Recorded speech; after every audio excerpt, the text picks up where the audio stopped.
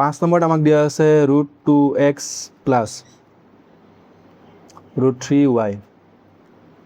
সমান 0 তো এইটো নাম দিলোঁ মই 1 নম্বৰ সমীকৰণ এইবোৰ প্ৰশ্ন মেট্ৰিকত আহি থকা প্ৰশ্ন হয় মানে আৰু এইবোৰ প্ৰশ্ন তোমালোকৰ বহুতবাৰ ৰিপিট হৈ থাকে আৰু বহুতে ৰুট আছে বুলি ভয় খাই যায় আৰু এই অংকবোৰ নপৰে এৰি দিয়ে কিন্তু বহুত সহজ হয়নে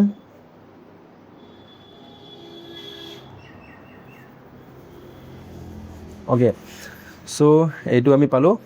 √2x প্লাছ √3y সমান 0 আৰু এটা পালো √3x প্লাছ √8y সমান 2 তো এইটো এতিয়া আমি কি কৰিম 1 নম্বৰৰ পৰা মই প্ৰথমতে xৰ মানটো ওলাই লওঁ ওকে তো 1 নম্বৰ সমীকৰণ আমাক কি দিয়া আছে √2x প্লাছ √3 আৰু ৰুটৰ বাহিৰত y আৰু সমান কিমান দিয়া আছে 0 তো ইয়াত যদি মই চাওঁ √2x এতিয়া এইটো ইয়াত আমাৰ যোগ হৈ আছে সোঁফালে গ'লে আমাৰ যাব -√3y ইয়াত মোক এটা xৰ মান লাগে তো √2 ইফালে পূৰণ হৈ আছিল সোঁফালে গ'লে আমাৰ আহি যাব হৰত √2 আৰু ওপৰত থাকিব আমাৰ -√3y ওকে তো এইটো পালোঁ মই এইটো ইয়াৰ নাম দিলোঁ মই কেই নম্বৰ সমীকৰণ 1 2 3 নম্বৰ সমীকৰণ ওকে আকৌ 2 নম্বৰ সমীকৰণটো মই ইয়াত লিখিম এতিয়া 2 বা আমি কি ক'ব পাৰোঁ এইটো xৰ মানটো আমি 2ত পাতি দিওঁ ওকে তো মই কম এতিয়া গম xৰ মান কি হয় 2ত পাতি পাওঁ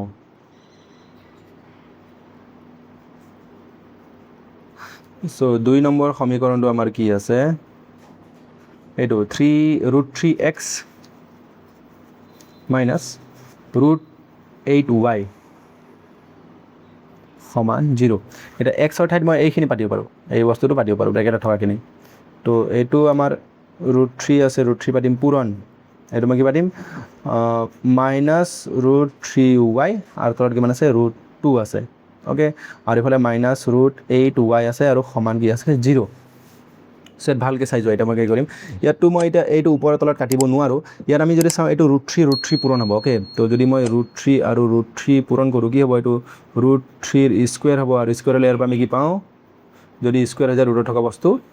আমি গোটা সংখ্যা পাই যাব ৰুটৰ পৰা বাহিৰ ওলাই যাব তো 3 হৈ যাব তো এই দুটা মিলি আমাৰ কিমান হ'ব 3 থাকিব যেহেতু বিয়োগ চিন এটাই আছে প্লাছে মাইনাছে মাইনাছ হ'ব আৰু তাৰ ওপৰত y আছে y আৰু তলত আমাৰ কি থাকিব √2 থাকি যাব মাইনাছ কি আছে √8y আৰু সমান কি হৈ গ'ল 0 ওকে ইয়াত এতিয়া আমি কি কৰিব লাগিব ইয়াত যদি আমি চাওঁ ইয়াৰ তলত কি আছে একো নাই মানে 1 আছে তো √2 আৰু 1 তো √2 আৰু 1ৰ লসাগু আমি কি ল'ম √2 ওকে দুটা পূৰণ কৰি √2 এগুণ √2 এটা √2ৰে √2ক একবাৰ যাব ওপৰত -3 আছে তো -3 থাকিব সমান এটা একেৰে √2 কেইবাৰ যাব √2 বাৰ একেৰে যিকোনো হয় একেৰে 5ক 5 বাৰ একেৰে 2ক 2 বাৰ একেৰে 10ক 10 বাৰ এনেকৈ একেৰে √2ক √2 বাৰ তো √2 আৰু ওপৰৰ মাইনাছ কি হ'ব √8 পূৰণ হ'ব তো ইয়াত √2 পূৰণ আৰু √8 তো √2 আৰু √8 পূৰণ হ'লে কিমান হৈ যাব এইটো ৰুট কি হৈ যাব আমাৰ 16 ওকে তো এইটো মই লিখিব পাৰোঁ √16y সমান কিমান হ'ব 0 এতিয়া এই ৰুটটো ইফালে কি হৈ আছে হৰণ হৈ আছে সোঁফালে গ'লে পূৰণ হ'ব শূন্য লগত পূৰণ লাগি যাব শূন্য হৈ যাব এইফালে থাকিব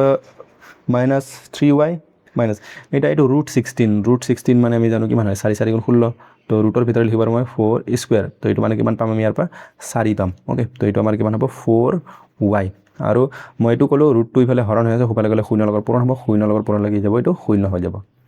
তো ইয়াত আমি কিমান পালোঁ -√3y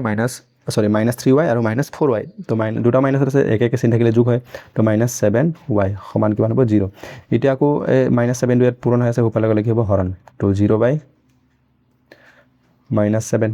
তো 0/-7 মানে কি হ'ব মানে 0 তো y মান আমি কিমান পালোঁ 0 পালোঁ ওকে আকৌ এতিয়া আমি কি কৰিম এই y মানটো আমি ক'ত পাতি দিম এইটো 3 নম্বৰত আমি xৰ মান ওলাই দিছোঁ নহয় তো y মান আমি 3ত পাতি পাওঁ তো এতেকে y মান 1 2 3 নম্বৰ সমীকৰণত পাতি পাওঁ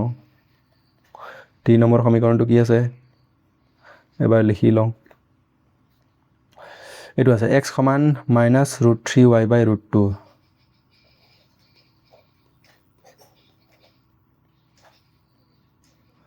ওকে তো এইটো x সমান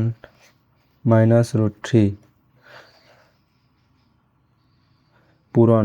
y মানে কি লিখিব পাৰোঁ মই এতিয়া 0 তো y মান পাই 0 আৰু তলত আছে √2 তো √3 আৰু 0 পূৰণ হ'লে 0 আৰু তলত হ'ব √2 তো 0/√2 মানে 0 ওকে যিকোনো সংখ্যাৰ দলীয় কি হয় ওপৰত 0 হৈ যায় তো 0 হৈ যাব এতেকে এক্সৰ মান পালোঁ মই 0 আৰু ৱাইৰ মানো কিমান পালোঁ মই 0 অ'কে তো এইটো হৈ গ'ল আমাৰ ইয়াৰ কৰিবলগীয়া সমাধান অ'কে নেক্সট এতিয়া 6 নম্বৰটো শেষৰ প্ৰশ্নটো